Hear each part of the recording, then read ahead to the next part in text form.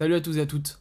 Aujourd'hui, on va voir comment l'e-commerce m'a rendu meilleur en trading. Donc, c'est une vidéo, comme vous l'aurez compris, mindset. C'est une vidéo développement personnel. On va voir dans un premier temps mon activité en trading, mais aussi mon activité en e-commerce. Et on va voir qu'est-ce que vous pouvez, vous, de votre côté, en retenir. Donc, pour commencer, on va parler du trading, qui est l'objet principal de cette chaîne. Donc, j'ai commencé par vouloir être rapide et j'ai pris cher. Alors, ça, c'est souvent vrai. C'est le cas dans la plupart des gens en trading. Donc, on va voir directement, je vous avais pas mis, désolé. Donc ça va être vraiment une vidéo sans cut pour garder un maximum de personnes qui ont encore de l'attention mentale. Donc, mes débuts en trading, crypto, scalping, FOMO, shitcoin. Donc, au niveau de la crypto, donc j'ai commencé en 2021 lors du bull run qui a fait monter le Bitcoin pour la première fois à 68 000 dollars. Donc, il y a un bull run, tout simplement, où j'avais 15-16 ans. Et en fait, j'ai découvert vraiment le Bitcoin et ça m'a vraiment... pas mis un électrochoc, mais en gros, j'ai kiffé la technologie. Ce qu'elle apportait, le fait que, en fait, aucun État ne puisse réguler. Et c'est justement ce qui est cool. Parce que, en fait, si vous voulez, demain, il y a une guerre, on doit vous geler tout vos comptes en banque, on ne peut pas vous geler vos bitcoins.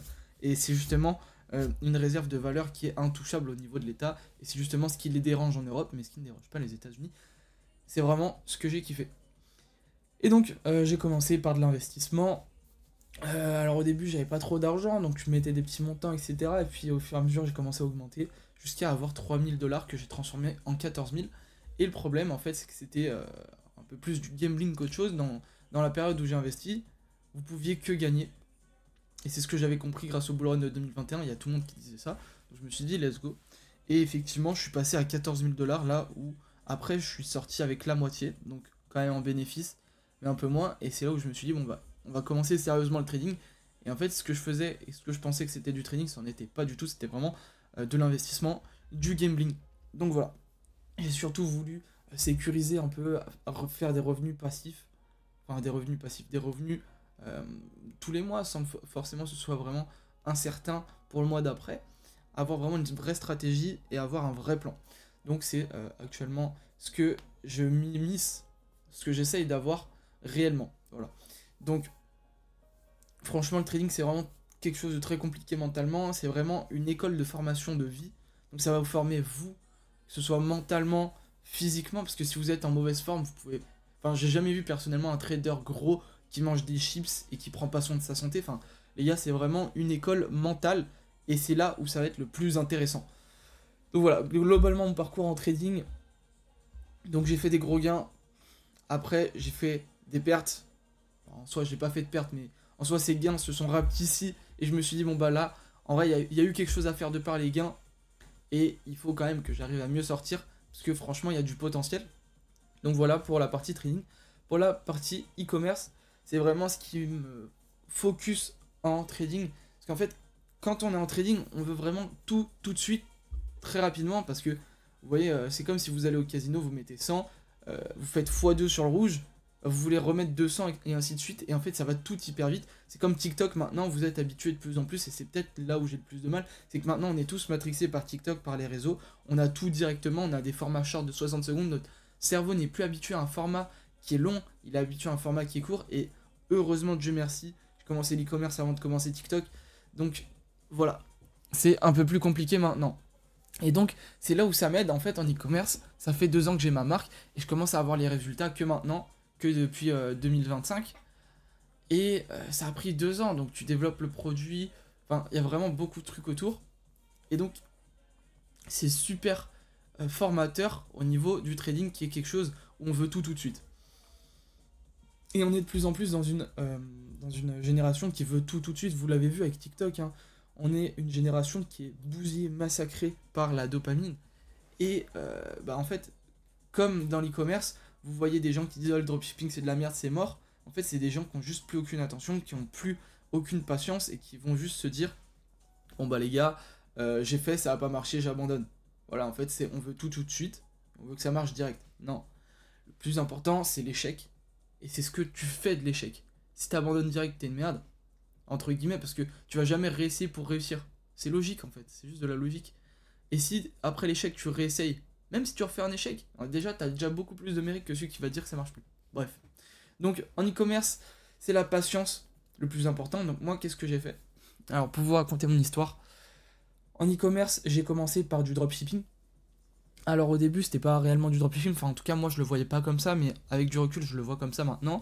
J'avais tout simplement un produit que j'avais trouvé sur TikTok, qui m'a semblé intéressant même pour moi-même, que je me suis dit bon bah why not l'acheter. Après je suis allé le voir sur Amazon, j'ai fait il coûte 80 € pour 30 gélules, c'est cher quand même. Et je suis allé sur internet, j'ai juste tapé Magnésium Eltronate, ce qui est beaucoup de gens n'ont pas de réflexe, hein. Ils se disent que Amazon c'est vraiment le centre du monde alors que pas du tout. À quel point le marketing les a maltrixés, hein. Et sur ce site-là, je l'ai trouvé à 15 €. Pourtant, ça changeait que dalle. Alors, après réflexion, ça changeait vraiment ton apport journalier.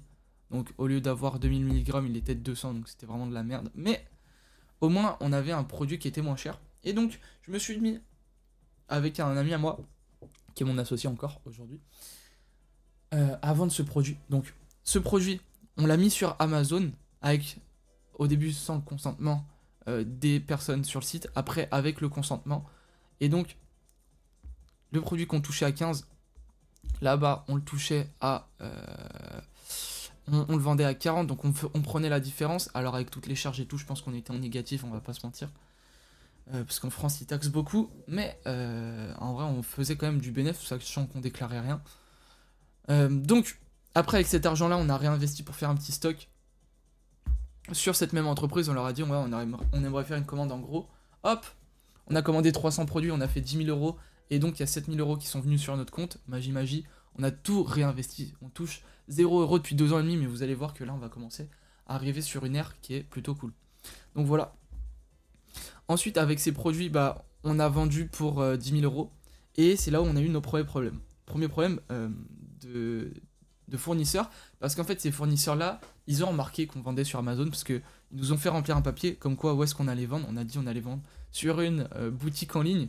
On n'a pas précisé quoi parce qu'on savait que c'était cramé si on disait Amazon. Bref, plein de petites magouilles pour essayer de vendre. Et en fait, ils ont vu qu'on vendait leurs produits à 50 € qui marchaient bien. Et au lieu de se dire, ah ok, bon bah, on va faire pareil, mais du coup c'est notre produit, donc vous dégagez, nous on le fait. Ils ont préféré retirer leurs produits de la vente. C'est leur choix, ils font ce qu'ils veulent. Mais donc, c'est... Alors je vais éteindre, attendez, la musique qui me déconcentre. Mais donc c'est assez drôle de se dire que, bon, on a fait fermer une entreprise, on a fait fermer un produit.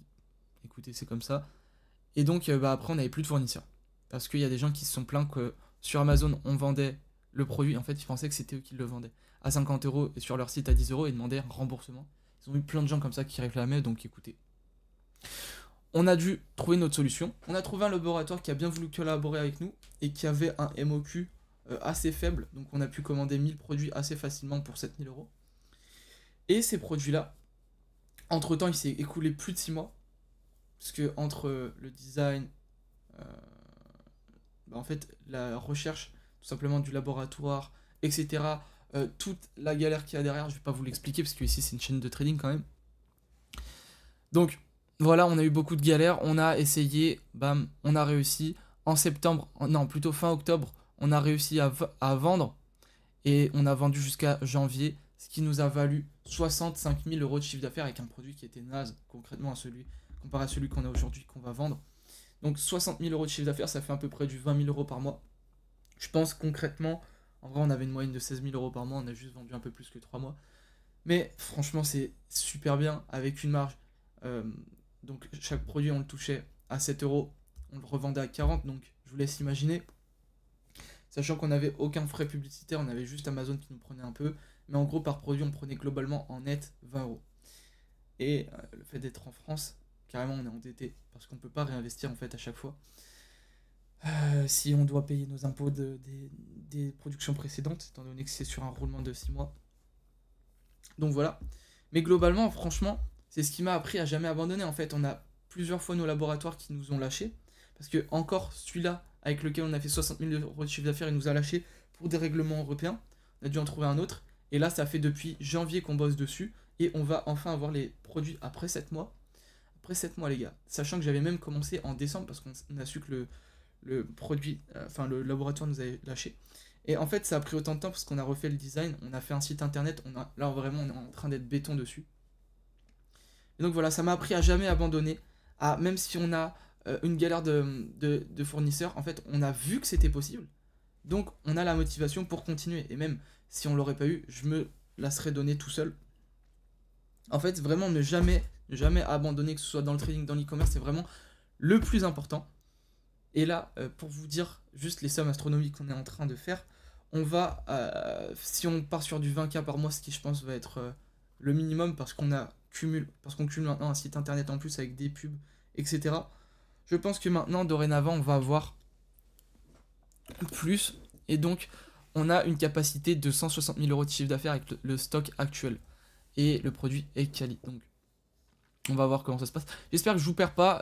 J'ai vraiment cassé un peu la structure. Bref.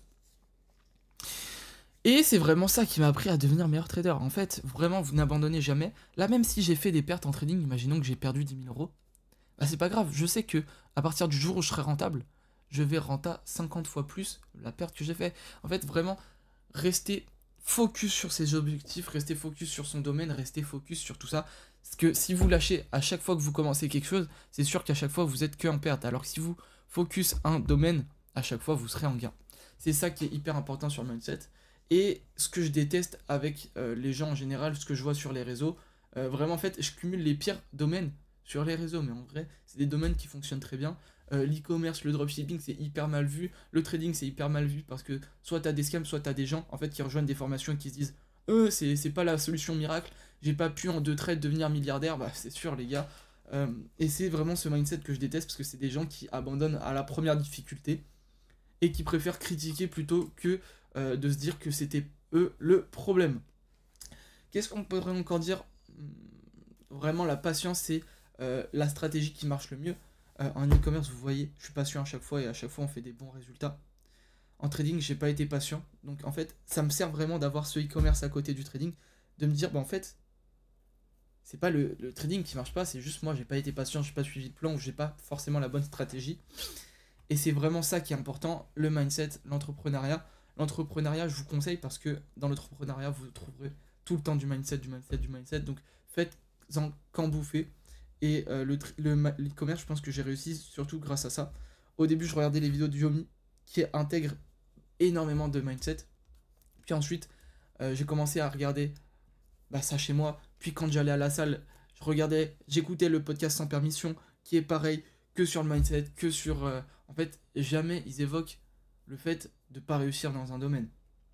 Ou alors ils se disent que c'est vous le problème et pas le problème du domaine. Donc en fait, c'est juste mentalement. Alors c'est vraiment éparpillé la vidéo, je la fais mal, mais mentalement, il faut vraiment vous dire que le problème, il vient de vous et que vous pouvez toujours faire mieux. Aujourd'hui, si vous n'êtes pas milliardaire, la seule cause, c'est pas votre environnement, c'est vous. Aujourd'hui, tu as des Indiens qui finissent CEO de Google, CEO de Google, qui gagnent des centaines de millions par an. Alors, c'est pas de l'entrepreneuriat, il est vraiment salarié, mais tu as des gens qui partent de zéro, qui finissent à multimillionnaires, voire milliardaires, à côté de toi, qui a sur ton livret A des 10 000 euros, que tu peux en faire ce que tu veux, que tu puisses, que tu as du temps, que tu gaspilles en boîte, à boire de l'alcool et à dépenser de l'argent, tout ça pour espérer avoir 2-3 meufs. Et à côté de ça, tu as des gens qui sont juste dingues, qui sont juste incroyables, qui bossent sur leurs compétences. Parce que tu te dis, faut profiter de la jeunesse, mais non, c'est pas comme ça que ça marche. T'as des gens qui sont gros alors qu'à côté, t'as des gens qui sont hyper musclés, qui tryhardent le sport. Et ceux qui sont gros, ils se disent, bon bah c'est trop dur, j'y arriverai jamais. Voilà, donc les gars, vraiment le mindset, c'est le plus important de conclusion. Je vais faire plus de vidéos mindset. Alors cette vidéo, en vrai, je suis pas hyper fier là, maintenant que je me remémore. Mais de toute façon, si vous avez un minimum d'attention et de sens critique, vous vous rendrez compte que je dis quand même des choses qui ont de la valeur et qui peuvent potentiellement changer votre mindset. Donc voilà, je pense que je retournerai des plus clean. Mais voilà, en tout cas les gars, moi je vais vous laisser là-dessus. C'était Alban Crypto. J'espère que vous aurez kiffé. Je pense que je vais bientôt lancer une chaîne sur l'e-commerce, on va voir. Et n'oubliez pas qu'on a le Crypto Crew. Donc c'est vraiment un serveur Telegram 100% gratuit où moi j'essaye de partager un maximum mes analyses en trading, mais où Gabin.crypto, qui est un de mes amis et un de mes associés au niveau du trading crypto, où même actuellement on est en train de lancer un bot crypto, on s'arrête pas. On a un serveur Telegram gratuit où on partage de la valeur. Lui, il fait de l'investissement quantitatif. Il a apporté déjà énormément de valeur. Donc rien que vous le rejoignez, vous regardez tout ce qui s'est passé déjà. Ça peut être déjà bien pour vous. Et en plus de ça, on va faire que d'update, update, update. Et des fois, on organise des concours, même pour ceux qui veulent se lancer en trading. On a des remises, des réductions, étant donné qu'on est en partenaire avec des plateformes. Alors, je vous rassure, pour tous les rageux, je n'ai absolument touché encore zéro avec. Parce que, tout simplement, il n'y a pas beaucoup de gens qui rejoignent. Du côté de Gabin pour Bitonic, ça a un peu mieux marché. Mais bref. En tout cas, allez sur le Crypto Crew, vous y trouverez beaucoup de valeur. En tout cas, moi, c'était Alban Crypto. Je vous laisse là-dessus.